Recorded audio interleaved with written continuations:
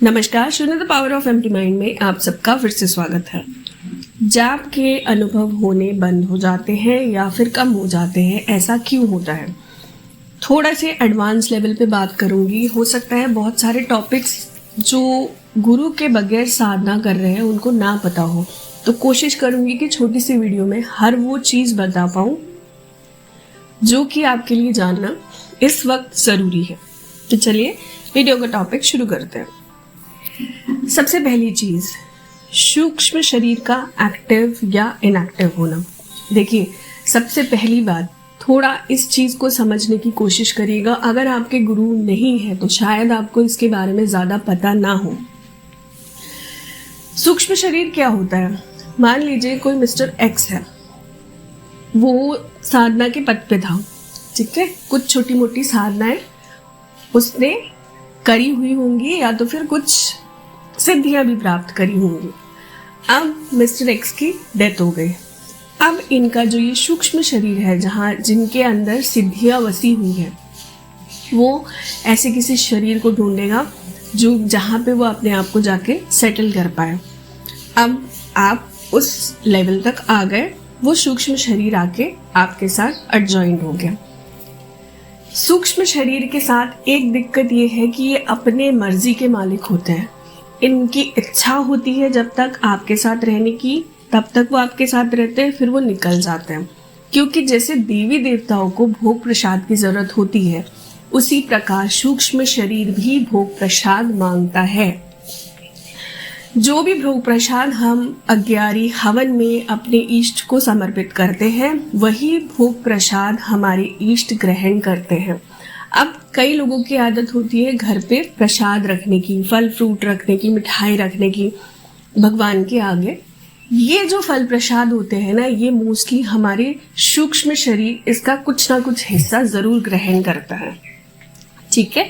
इसी वजह से ये आते जाते रहते हैं। पर जैसा कि मैंने आपको बताया, इन पर हमारा कोई बस नहीं चलता। कई बार तो ऐसा होता है, साधना शुरू की 6 महीने के अंदर आके एक सूक्ष्म शरीर आके आपके साथ जुड़ गया, उसने बहुत सारी चीज़ें आपको दिखानी शुरू कर दी, वो एक्टिव हो गया पूरी तरह से। पर अगर वो बीच में बाहर निकल गया या तो फिर चला गया, आपके तब भी एक्सपीरियंसेस बंद हो जाते हैं, ठीक है। पहला रीज़न ये हो गया।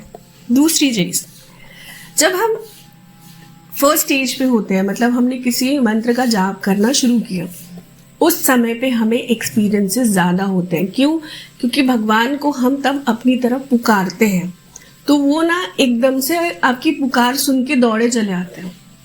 या फिर ये कह सकते हैं कि आपके साथ थोड़ी बहुत शरारत भी करते हैं, आपको थोड़ा बहुत लुभाते भी हैं कि भाई तो इस रास्ते पर चल, हम हैं। वो उस टाइम पे ना वो आपको कई सारे एक्सपीरियंसेस देना शुरू करते हैं।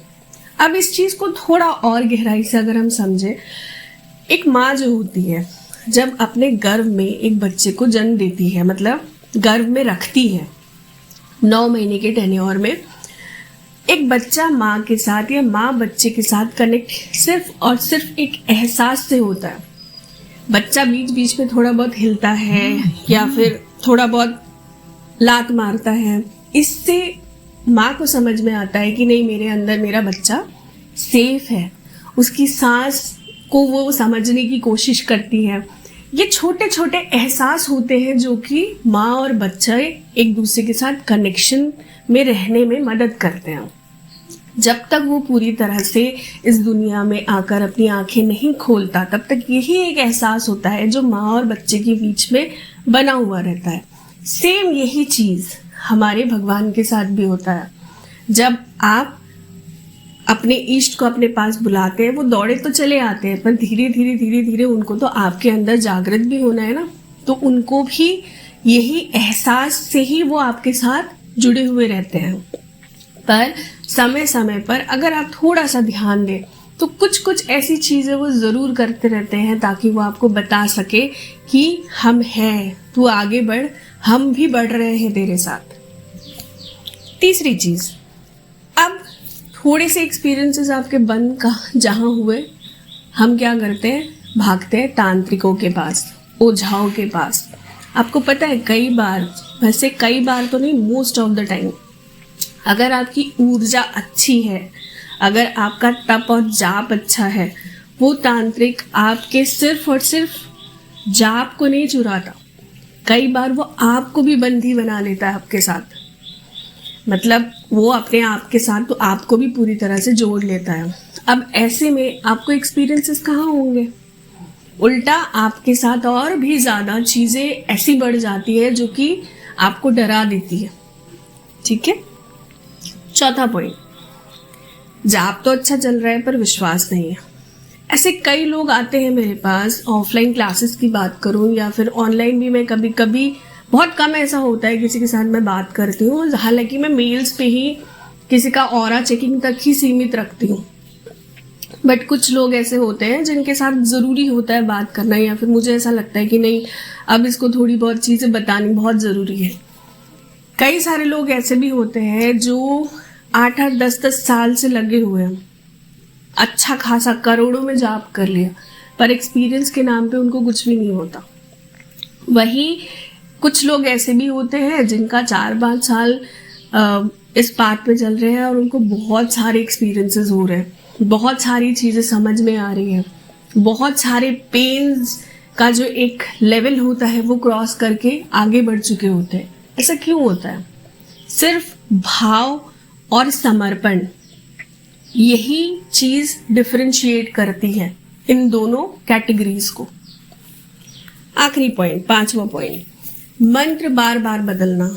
एक मंत्र उठाया, स्टार्टिंग में एक्सपीरियंस तो हुआ, उसके बाद ऑब्वियस सी बात है 1 से 4 साल तक के बीच में आपको एक्सपीरियंसेस लगभग बंद हो जाते हैं।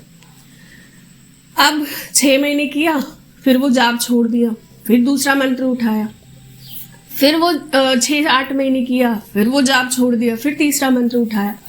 इस तरह करते करते आपके एक्सपीरियंसेस तो छोड़ दीजिए, आपकी 3rd आई तक ब्लॉक हो जाती है।